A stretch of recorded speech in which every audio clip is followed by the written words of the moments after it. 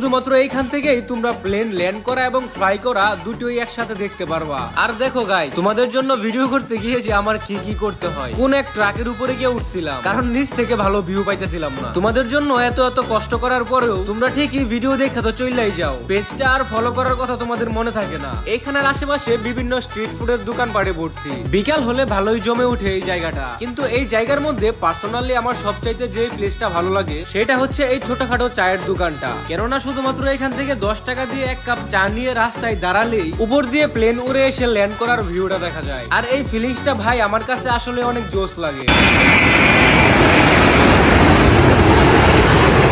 তোমরা কারা কারা এই জায়গাতে একবার হলো আসছো সেটা একটু আমাকে কমেন্ট করে জানাও। এইখান থেকে যেতে যেতে আবার ভাবলাম এই মামার এখান থেকে একটু ভুট্টা পোড়া খেয়ে যায়, দেখে যদিও এটা ভালোই লাগতেছিল।